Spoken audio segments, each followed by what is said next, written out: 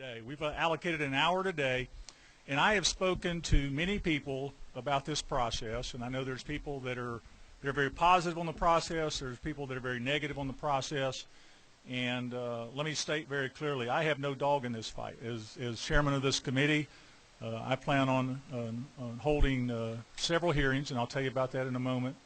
I plan on them being open, advanced, transparent, giving people the opportunity to not have any surprises. And let me tell you a few things that I've already done that I want you to appreciate. And it has nothing to do with Senator Miller sitting on the front row over there, but what I have jokingly said is we're not going to conduct this way, and it has nothing to do with my predecessor, but we're not going to do this the way we did Dunwoody. We're going to really try to make this a very precise, open process, and it has nothing, again, to the way that was done. And so what I would like to do, my goal, I can't tell you it's going to automatically happen, but my goal is to have a meeting today of which the representative will present the Carl Vinson Institute. We've made the Carl Vinson Institute, even though it's available online, we made it available to every member on this committee a week in advance so that everybody's had plenty of opportunity to read it and determine questions. You will notice that every member that has showed up today has received a copy of the committee sub, and we do not plan on reintroducing additional committee subs. I told the author of the bill to do what he needed to do to get a bill as perfected as he possibly can to what he wants to practice. I've made commitments to people on this committee that we're not going to vote on this 7 times like we did Dunwoody. We're going to view it. We're going to do it in an open process, and we're going to be open about it. Matter of fact, I've already scheduled the next hearing. The next hearing will be next Tuesday, a week from today, at 3 o'clock. And we're going to allocate 2 hours to that hearing. It'll be in 341, the Capitol, in the Appropriations Room, the only room that was available that day. So every committee member has a copy of the committee sub, and so you'll have an opportunity a week to review the committee sub, to ask the author, to ask committee members, whatever that they see fit. And then one final comment that I want to make. I understand the passion behind this of many people. And I understand the zeal to send out hundreds and hundreds of emails, but I would just caution you that sometimes that works in your favor and sometimes it works against you when it's the same person sending multiple emails and putting information in those emails that we have publicly said, and those emails refute that. And so I have a saying, and I'm going to start this year off with, here's the saying: all progress begins by telling the truth. And it's my intention to hold people accountable in this committee and this committee process to be honest and accurate in what they say and do, because we know that there's people that will fabricate things on both sides of the issue. Not saying anybody in this room would do that, but there are people that will do that. And I really want to get to the truth in this matter. And so with that, I'm going to turn it over to, I'll go ahead and turn it over to the author of the bill, Chairman of MARTOC, as I like to call him, Michael Jacobs. Go ahead. Thank you, Mr. Chairman, members of the committee. I'm here today to present House Bill 636, the proposed charter for the city of Brookhaven and DeKalb County. Before I do that, I do want to recognize some folks who are in the audience with us here today. You know, this effort began with the introduction of a bill in the 2011 session of the General Assembly. A group of that ultimately grew to roughly 20 citizens from the study area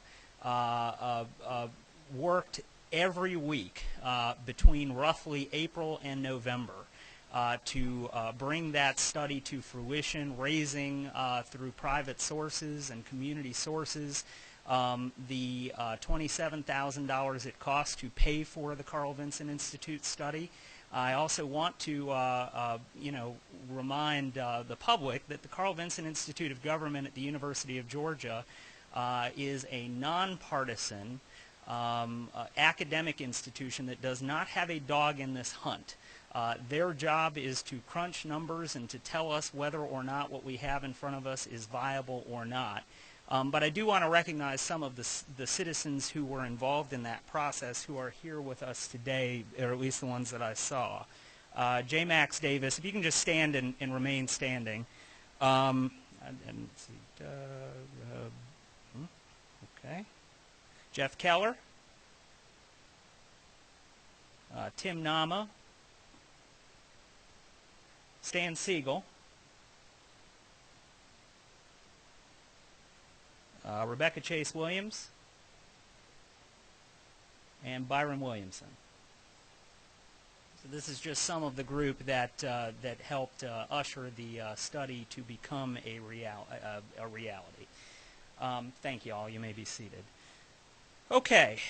I prepared a PowerPoint presentation. The PowerPoint presentation deals both with the study and with the details of the legislation, because I sincerely doubt the chairman wants me to do those in 2 separate meetings. So, Well, let me just clarify. The main purpose of today is the study. sure. And next week, that meeting we have next week is going to be a 2-hour meeting that will talk about the bill and take testimony from all parties at that particular time, and then there will be a 3rd meeting after that. So just want to clarify that for anybody that didn't understand that. Sure. You have, 48 minutes. Okay, thank you. First of all, I want to talk a little bit about the population size of the proposed city of Brookhaven. It would be the 16th at 49,188 citizens, and there are demographic percentages broken out in the feasibility study. It would be the 16th largest city in the state of Georgia. It also would be the largest city in DeKalb County, and it would supplant the city of Dunwoody as both the largest city in DeKalb County and the 16th largest city in the state of Georgia by population.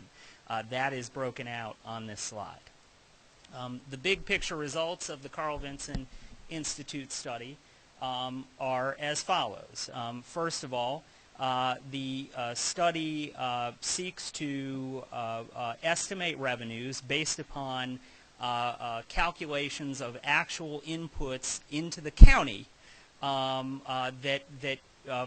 the footprint of the proposed city of Brookhaven. So, for example, using property taxes as an example, they use the actual, and I've heard some misinformation out there about this, they use the actual 2011 property tax digest for the footprint of the proposed city, and the actual DeKalb County 6.39 millage rate that applies to the Special Services Tax District. This is not a tax digest from 2 years ago. This is the current. This is the tax digest that is currently in force in DeKalb County. Based upon that, the Carl Vinson Institute study results in estimated annual revenues of $28.5 million, and then based upon a blended look at the city of Dunwoody and the city of Johns Creek, which were selected as peer cities for this particular area, looks at what they are actually spending for any given city service, breaks that out per capita, and then multiplies that back out per capita by the population of the city of Brookhaven in order to arrive at expenditures in most categories. In that regard, the proposed city of Brookhaven in the Carl Vinson study would result in $25.1 million in estimated annual expenditures. So revenues over expenditures, the Carl Vinson study shows that there would be a $3.4 million estimated surplus based upon the estimate of revenues and expenditures that are contained in the study. Now, I want to show you how that stacks up against our experience. I want to show you how that stacks up against our experience with the city of Dunwoody. First, you can see there at the top of the slide, I show you that the peer cities that were used are Dunwoody and Johns Creek, used to estimate Brookhaven's expenditures for most services. Smyrna was added for police because the proposed footprint of the city of Brookhaven is different demographically, particularly with regard to the poverty rate, from both Dunwoody and Johns Creek, because it includes a significant swath of Beaufort Highway. We reached out for a city that was a close analog for the city of Brookhaven, and that is Smyrna. It has roughly an equivalent amount of total population. I think Smyrna is somewhere north of 50,000, and has a roughly equivalent poverty rate to the proposed city of Brookhaven. And then for parks, we use the city of Roswell, and the reason that the city of Roswell was used there is because what the Vincent Institute did was actually find out from DeKalb County exactly how much they're spending, how much the county is spending today on parks in the proposed footprint. And in doing so, and given the very nice parks we have in the area and the maturity of those parks, felt that the number that came back from DeKalb County was inadequate.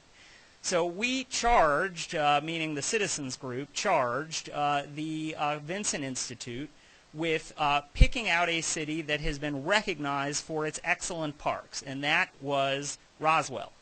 And what they did was take the expenditures that Roswell has for its parks, divide those by Roswell's acreage, and then multiply that back out by Brookhaven's acreage to get at a proposed expenditure number for Brookhaven, and I'll cover that a little bit later on.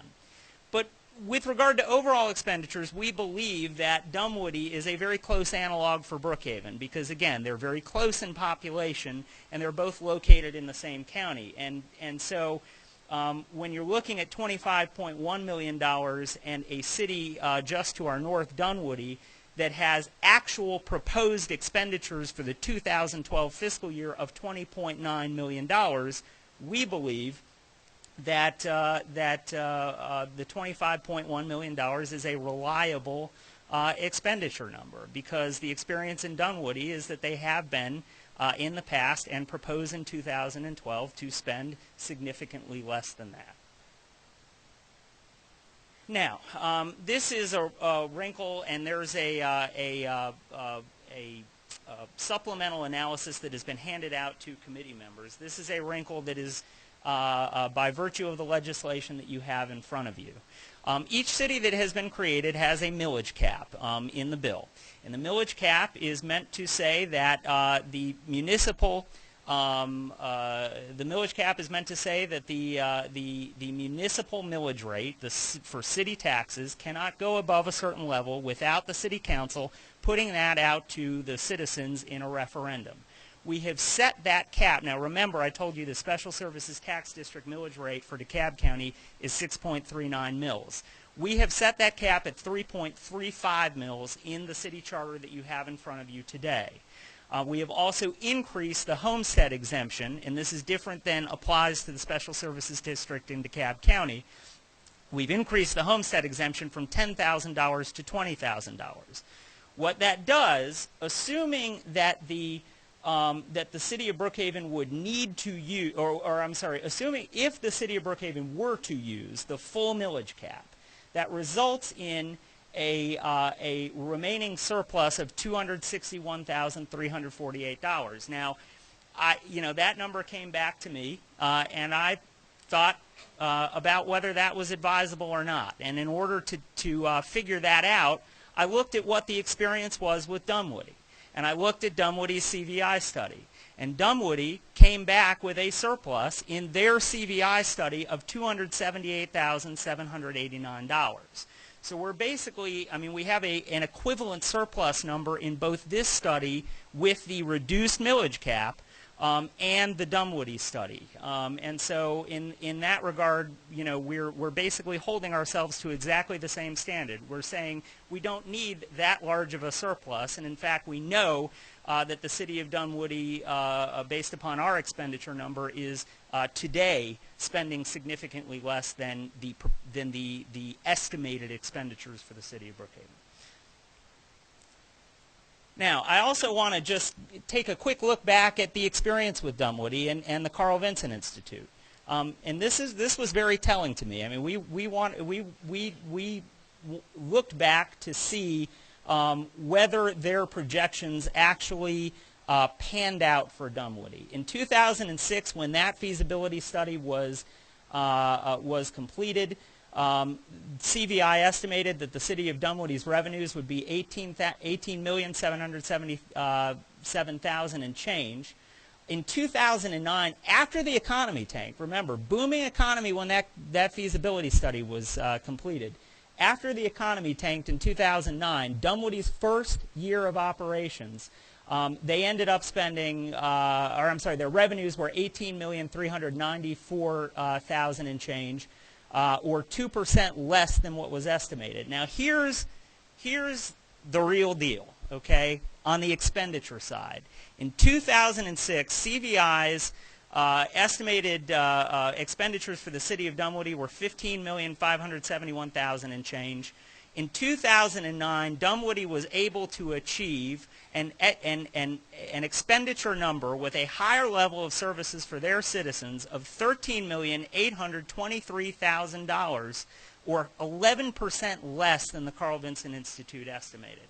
So taking together the fact that, one, the real Carl Vinson study for Dunwoody projected an expenditure number that was higher than they actually needed, and the fact that with a city of basically similar size in the same county, our proposed estimated expenditure number is significantly higher than what Dunwoody is spending today and has been spending since its inception.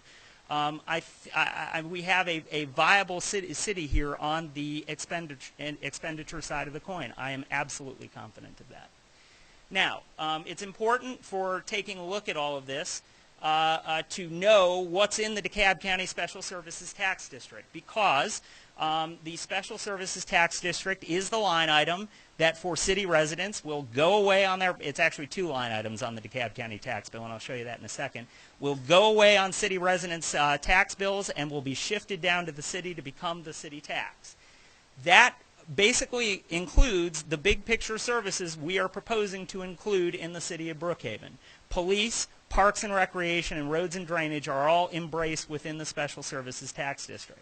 Now, some of this is going to be elementary to the committee, but I think it's important to just include it in the discussion here. This is my actual property tax bill, and the Citizens for North DeKalb folks were kind enough to reproduce it in the handout that you have in front of you. This is my actual property tax bill, and so functionally the way this would work in DeKalb County is that these two line items right here, the bottom two, would disappear. They are right now levied at 6.39 mils. They would disappear from city residents' property tax bills, and they would shift down to become a city tax line item. It is also important to point out that the host credit, which is, host is a creature that is unique to DeKalb and Rockdale counties, would not apply to that city tax line item. But instead, as many of you know, this General Assembly passed a piece of legislation that requires an equalization payment to be made by the county, or actually to be made, it's made by the Department of Revenue to the city of host dollars. And we are proposing, by virtue of the way that the legislation is set up, to have that host help defray what needs to be charged in the property tax column. So, so that's how this functions on the property tax bill in DeKalb. These two line items would shift down, become a city tax. The host credit would not apply to the city tax line item. And of course, again, in total millage, you've got 6.39 mils up here. It would be capped at 3.35 mils down there. Now, this is also an important piece of history with respect to DeKalb County, and this is important to point out for the committee. In 2011, the DeKalb County, this is, by rolling that back, and particularly if we're able to achieve the same level of savings that Dunwoody has been able to achieve, by rolling that back, we are able to supply a property tax cut based upon what DeKalb County did this past year, and that was increase the Special Services Tax District millage rate from 3.50 mils to 6.39 mils. That is an 82% increase based upon the numbers in the feasibility study for the city of Brookhaven. That increases the total property tax haul from the footprint of the city of Brookhaven, not from DeKalb County, from the footprint of the city of Brookhaven, citizens' property taxes and obviously other property taxes, commercial property taxes, went up in total from $5.2 million prior to the tax hike to $9.9 million after the tax hike. And again, the way that the millage rate would function is to roll that tax rate back, and if they had to, and it would not go higher without a referendum, to 3.35 mils at most, assuming if, and I think that's a big assumption, the city of Brookhaven had to use the full millage cap. Then if they had to use the full millage cap, that would generate a total property tax amount of $6.8 million. So the total amount of property taxes that would come from the footprint of the proposed city would go down as a result of this, and would go down further if the city of Brookhaven is able to achieve the same types of cost efficiencies that the city of Dunwoody has been able to achieve. I also break that out on this slide a little bit just to show how the cities in DeKalb County stack up against each other from a millage rate perspective. As you can see, there was a pretty significant gap between unincorporated DeKalb County and Decatur and Chamblee before that tax hike occurred. After the tax hike occurred, at least with regard to the millage rate, and of course different homestead exemptions apply, you don't have the host credit and all of that good stuff, but with regard to the millage rate itself, now, after that tax hike, Chamblee, the cities of Chamblee, the city of Chamblee, the city of Decatur, and unincorporated DeKalb County, with regard to the total millage rate that is charged to residents in those cities versus unincorporated DeKalb County, are basically at parity. Brookhaven, with its millage cap, would shake out significantly lower than that at 4.14 mils total, and there's the millage cap again, and this is where Dunwoody is today. They are charging 40.79 mils total and a city millage rate of 2.74 mils. Now, this is an analysis that was performed for me by the Carl Vinson Institute, and this shows how it would work on a property tax bill. In reality, this is not millage rates. This is not. This is total taxes paid. Okay, based on 4 assessed values: 100,000, 200,000, 300,000, and 400,000. We ultimately believe that if the city of Brookhaven is created, it will shake out somewhere here between Dunwoody and the CVI estimate. Okay? In every instance, the first line under each of these is what that assessed value is currently paying in taxes to DeKalb County. Okay? As of this the 2011 tax year. This shows what would happen if Brookhaven is able to achieve the $20.9 million expenditure number for Dunwoody. Dunwoody's 2012 $20.9 million expenditure number. This is if they have to use the full Carl Vinson estimate of $25.1 million in expenditures, and this is if they go up to the millage cap. Well, you can see in every instance, particularly if they're able to achieve the same cost savings as the city of Dunwoody, in every instance, the total taxes paid is lower than the total taxes currently paid to the DeKalb County government for the same municipal services. Now, this is certainly elementary to this committee, particularly the last two things, so I'm not going to repeat them. But the city of Brookhaven is proposed to take over or assume from DeKalb police, parks and recreation, roads and drainage, code enforcement, and planning, zoning, and land use. DeKalb County would continue to provide fire, EMS, and sanitation, but the city would be able to, in the city charter that has been presented to you, assume those services. And of course, sanitation and fire in particular are charged with separate line items on the property tax bill. Now, I want to talk a little bit about police services, and I want to talk a little bit about police services and parks. Two of the big ticket items, or certainly the ones that are most frequently talked about by citizens when we talk about the cityhood issue.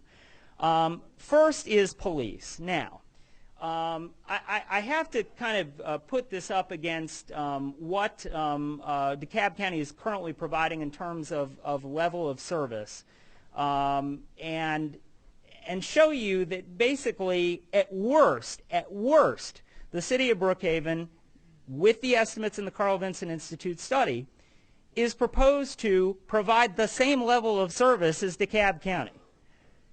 If some documents that I've obtained from the DeKalb County Police Department are true, it's actually a higher level of service. But at minimum, it's an equal level of service at worst. Now, first of all, you're going to see something that came from the Dunwoody Crier. It's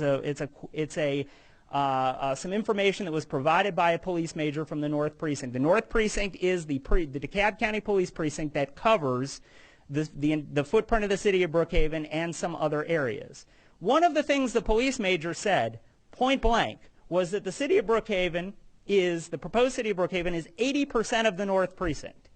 So they're trying to tell us that, you know, we are 80% of whom they serve. Well, we crunched that out, and this is, by the way, an old map that includes the entire airport parcel. As you know, we are proposing in this bill to remove Peachtree DeKalb Airport from the boundaries of the proposed city. We crunched out the numbers. We are 52.6% of the North Precinct by land area. We are 53.8% of the North Precinct by population. And then, you know, sometimes folks point out Buford Highway. Well, we only have about half of the Buford Highway area in the footprint of the proposed city, and there is another area with similar crime rates up around Pleasantdale Road that, you know, requires a similar level of service. So we truly do believe we are roughly half the DeKalb County North Precinct any way you slice it. Well, this is what these are the levels of service that we can project from the CVI study. First of all, DeKalb County has said through Major Ellison that the North Precinct has 105 sworn officers. This is information that came directly from his statements to the Dunwoody Crier.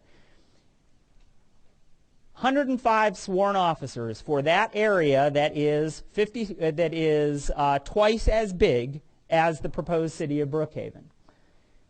And there's that 80% figure that I talked to you about. He said that there are 7 to 10 officers on the day watch. They have, and DeKalb County runs 3 shifts of 8. DeKalb County runs 3 shifts of 8 hours each. There are 7 to 10 officers on the day watch, 8 to 13 officers on the night watch, and 6 to 8 officers on the morning watch. Well, looking at what is in the feasibility study, first of all, we are 50% of the North Precinct. 53 sworn officers is the projection right there in black and white in the feasibility study. And I also need to correct something else about the feasibility study. I have heard time and time again, and I believe you have received emails that say that the wrong police numbers were inputted into the feasibility study. That is a direct quote from an opposition group. That the wrong DeKalb County police numbers were inputted into the feasibility study. I challenge you to go read that feasibility study and tell me where you find any DeKalb County police numbers in the feasibility study. It is not based upon DeKalb County police numbers. It is based upon existing levels of service in peer cities. Here, Smyrna, which was counted twice because of its similar poverty rate to the footprint of the proposed city of Brookhaven, Johns Creek, and Dunwoody. Based upon those numbers, Carl Vinson estimates that we would have a sworn police force of 53 officers for half the territory that currently has 105 officers. Apples to apples. Dunwoody currently has, I called, since our peer cities here are Dunwoody in particular and Smyrna, and they're roughly the same population. Johns Creek has a larger population, but Dunwoody and Smyrna have roughly the same population as the city of Brookhaven. Dunwoody is a little bit less than us. Smyrna is a little bit more. I called the police, I called the police departments there and got this information directly from them. They run 2 12-hour shifts. They run it differently. Dunwoody has take-home cars. So rather than running 8-hour shifts where officers have to pick up their car, run their shift, and then go drop off their car, Dunwoody is able to basically economize the entire 12-hour shift by just having the officer go and do his work for most of that shift. That's one key difference here. But Dunwoody has 7 to 8 officers per shift at all times. Smyrna has 9 to 10 officers per shift at all times. And I think it is safe to say, based upon that 53 officer number and where we shake out vis-a-vis Dunwoody and Smyrna in the study, that we are projected to have at least 8 to 9 officers per shift, which stacks up very well against these numbers cited by the police major over here, that would be dedicated solely to Brookhaven.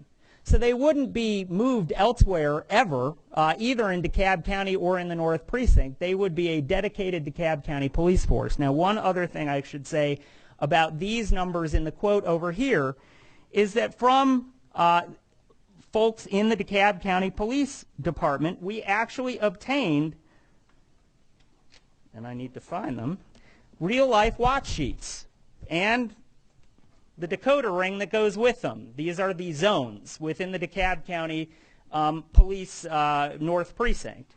And we're able to see what is being assigned, at least for 5 different shifts. I mean, this is not all of them, but at least for 5 different shifts, what was being assigned to Brookhaven. And in these watch sheets right here, there are 3 to 6 patrols in the footprint based upon this zone map and these watch sheets. There are 3 to 6 patrols in these watch sheets for these 5 shifts. I can't speak to other shifts, but I can speak for these 5 shifts that came directly from DeKalb County records.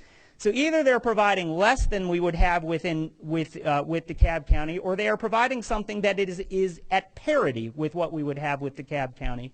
But in any event, we believe we are going to be able to deliver the same level of police service.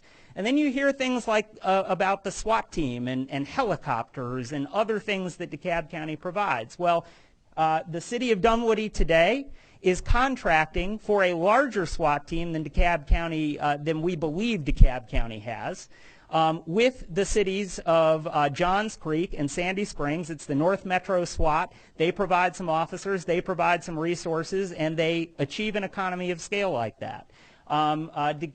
City of Dunwoody uses DeKalb County's helicopter, so and pays for it at cost, I believe, if they ever have to use it. So, I mean, these things are not challenges to a city police department. I mean, the fact of the matter is, we are going to be able to provide, based upon what's in the study, police service at the same level. And then finally, parks. Again, this is what I told you about before, and the actual letter from DeKalb County is in the appendix to the Carl Vinson study. DeKalb County's annual net cost to operate Brookhaven's parks, this comes directly from DeKalb County, is $480,140. That's what they spend on parks in the footprint of the proposed city of Brookhaven. That's their number. The Citizens for North DeKalb group that helped put together the feasibility study felt that that was inadequate, given the maturity of the parks in the area and how citizens might like them to be kept up. So the charge given to the Carl Vinson Institute was find a city that has award-winning parks. Roswell was the one that was picked. And the methodology then that the Carl Vinson Institute used was to take their expenditures, Roswell's expenditures, divide them out by Roswell's acreage, and then multiply that back out by Brookhaven's acreage, which results in the estimated expenditure number in the feasibility study of $1,376,492. That is clearly a higher level of service than DeKalb County is providing. Now, on to the form of... Representative, can I stop you for certainly. just a second? I just want to give the members of the committee the opportunity to ask a few questions and see if Carl Vinson Institute has any comments. So sure. if you could wrap your portion up here within the next 10 minutes, is that possible? Absolutely. I think I only have three or four more Great. slides. Just want to make sure. Thank you. Yeah, I also just want to quickly give the committee a briefing on what the form of government is proposed to be here and how it stacks up for these citizens against DeKalb County. First of all, we are proposing 6 city council members and 1 mayor. Each would be elected to 4-year terms. You see on the map that is in front of you 3 city council districts. From each city council district, there would be 3 members that would live within the district and be elected only by folks who live within the district. And then there are 3 who would live within the district but be elected at large. That is exactly identical to the way that the Dunwoody city government is set up. So in any given area, you're going to have, the districts on this map, you're going to have 2 city council members who reside in that general vicinity. The mayor, obviously elected at large, would vote only in the event he's needed to break a tie, and there would be a professional full-time city manager. Now stack that up against DeKalb County, and it just completely blows it out of the water. We have 3 county commissioners who represent portions of Brookhaven.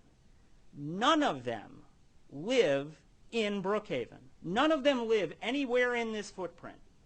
In fact, the only 2 non-judicial elected officials who live in the footprint of this city are the 2 state representatives who are here today. No, you don't live in the... Senator Miller does not live in the footprint of the proposed city. But Representative Parent does, who's right there, and I do.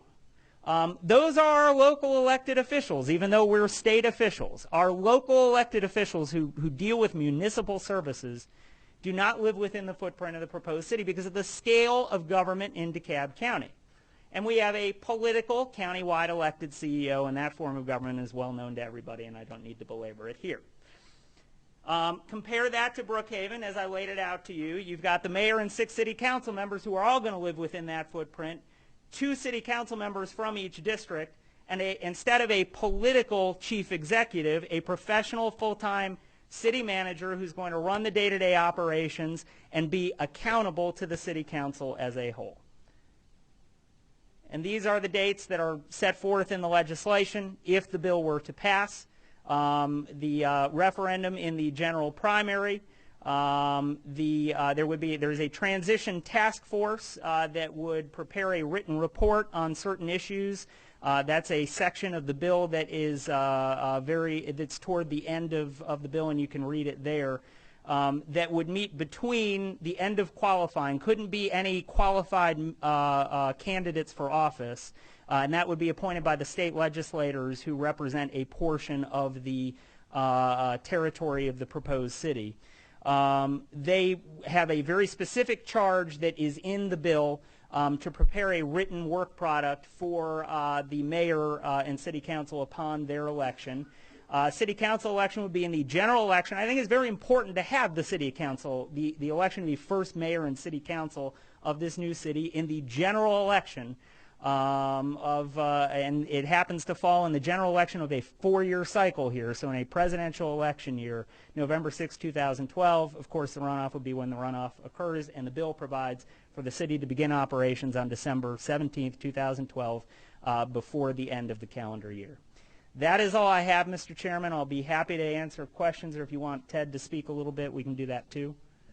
Why don't we just open up for a few, unless you have anything to add? No, I have nothing to add. At this point. I have just a couple quick clarifying questions, and I know Representative Oliver has a question or two. Real quickly, just as a general statement, would you say that the governance of Brookhaven, the way that you have it proposed, is for the most part similar to what Dunwoody did? It is exactly like what Dunwoody did. Okay. The July 31st referendum. Exactly what Dunwoody. Well, actually, if we're talking about election dates, ours are different than Dunwoody in a way that I think is important. Okay. What is the difference?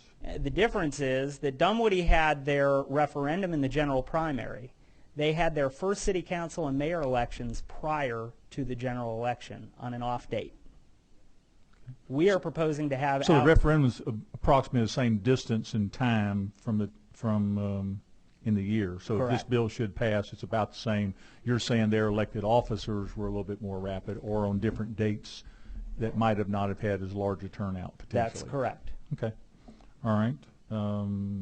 That's it. Representative Oliver. Do you think there's anywhere a statutory definition of financial viability for a new city? No, there's. I mean, not that I am aware of, Representative Oliver. The viability study that Carl Vinson did not consider, or did it, any financial impacts of the surrounding political entities? Yes or no? Well, you can extrapolate. I mean, remember, we're talking about revenue sources with the exception of franchise fees, which are a new revenue source that, well, I'm sorry, that's not even completely true because cable franchise fees are charged by DeKalb County. So some of the franchise fees would be a new revenue source.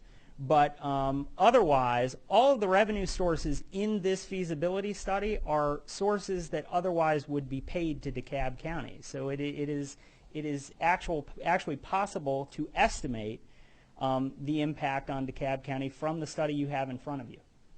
The questions that were asked to the Carl Vinson Institute then included no statutory definition of financial viability and included no specific request that the financial viability of the adjoining or included governments would be impacted. The charge to the Carl Vinson Institute was to study the viability, the feasibility of the proposed city of Brookhaven as proposed in House Bill 636, and that is it. But of course you can extrapolate from numbers that are in here what how that relates to DeKalb County. Do you think, as a matter of policy, and we've discussed this process of municipalization, that the introduction of a bill should include a map that is not changed, and as a matter of policy, should a financial viability study only be defined as a specific map that is not changed?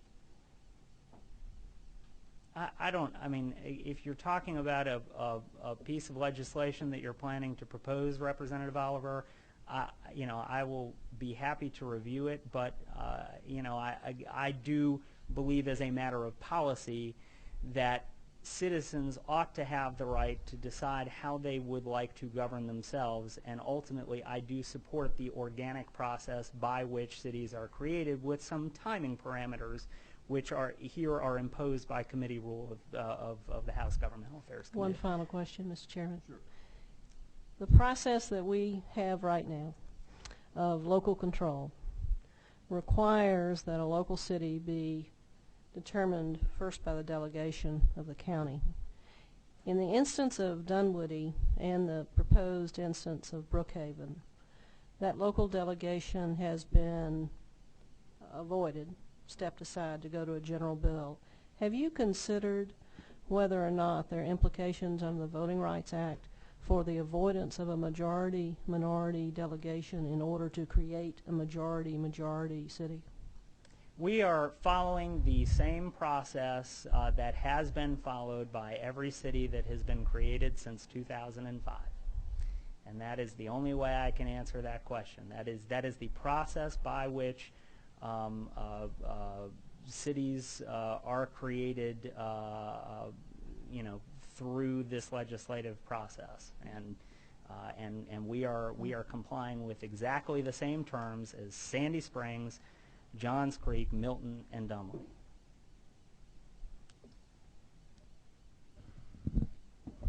Chairman Powell.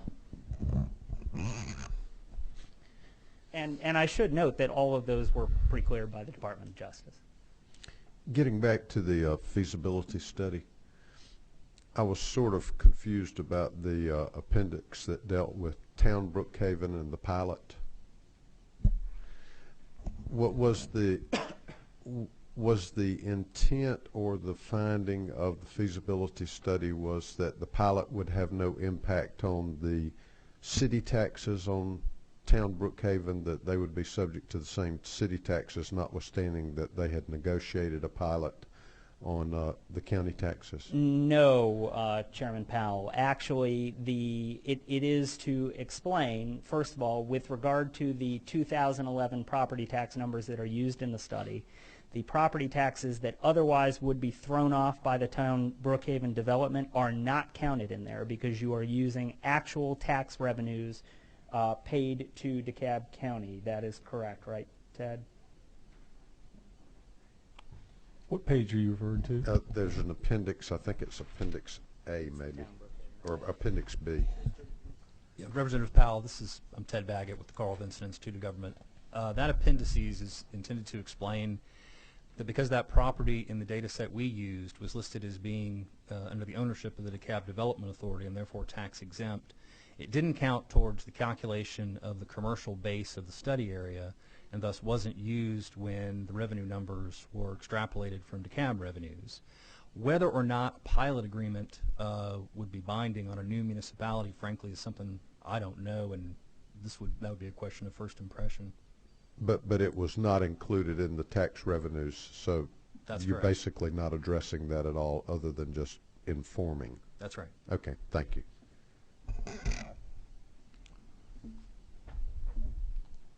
Is Representative Kidd or you? Who's got it down there? I can't tell. Nobody? Okay. Any other questions of what number? Oh, that was. I'm sorry, I was on the wrong row. Sorry about that. There you go. Appreciate it. Thank you, Mr. Chairman. Representative Jacobs, like you did a lot of hard work on this. I appreciate your efforts on that. And this is about really clearing up our questions. One thing that I heard is that, and you can help me out on this, they tell me you're going to run for mayor of Brookhaven. Is that true? Okay. Well, actually, I have a direct answer to that, and you will find, actually someone in the community started that rumor. That's how they start. Yeah, well, that's funny. And so it's actually answered in the qualifications for office. I have prohibited members of the General Assembly at the time that I'm serious about this, okay? I prohibited members of the General Assembly at the time that the bill passes from serving as mayor or a council member for a period of 4 years after the creation of the city. So the answer is no. Well, I mean, you could resign. You could resign today. There's right. probably some people that would support that. I'm not sure. So thank you. Listen, I got a check right here for you. On the police piece with the 105 officers versus the 53, were those FTE numbers or actual officers, full-time equivalents? The 105, for them to run the 3 shifts, 8-hour shifts, 3 8-hour shifts in a day for 7 days a week, an FTE, that would make up about 4 people to make that happen, according to what I understand about. And so that would yield about 20 officers running the 105 versus 12 officers needing to run the 53 officer. That, at least I'm trying to understand if that's the case. Well, why don't actually I'm going to defer to the DeKalb County representative who has actually set up a municipal police department, Representative Taylor. Yeah, basically, Representative, the numbers that we had, and they're very much in line with what Chairman Jacobs said. You have a lot of training time involved. You have a lot of vacation time. So to fill those, when you say 105, that's not 105 that are working all and every week. It takes into account a lot of factors. Basically, those numbers, we're able to field 7 or 8 police officers in Dunwoody 24/7, 365 with the number that we've got, which is slightly less than the proposed city of Brookhaven. Okay. And those areas are really vastly different. Then Dunwoody and Brookhaven won't have the same type population that they will be. Actually, Dunwoody is unique in that we have a nighttime population of about 48,000, according to the last census. Our daytime population is 115,000, so that is different. We actually are going to have fewer officers. We actually do have fewer officers than proposed for Brookhaven to cover a much larger daytime population with a commercial center there. All right. Thank you. There's a couple more, Mr. Chairman. You were here in 2005, correct? Yes. Did you support the legislation to freeze the property tax or the value assessment for DeKalb County at 2005 levels? I did indeed, and I see Senator Miller over there giving it a fist pump. That's right. We froze that because we didn't want to see backdoor tax increases through the property tax valuation function. Is that correct? Correct. All right. So now we want the county to raise the millage rate on the front side. So when they did this, this became a reason for why we need to have a city, which seems to me kind of a catch-22 for the county. I don't agree with that assessment. And I should also point out that the assessment freeze is a homestead exemption that, for purposes of it being applied to city property taxes, is proposed in the city charter to be carried forward for Brookhaven residents. All right. And then finally, one more question. I'm done. Finally, I live in Gresham Park. There are no elected officials that live there but me. And so it means that we probably need to get together and form us a city, too. And Representative Mosby, I will support you in that endeavor. You know, I thought with,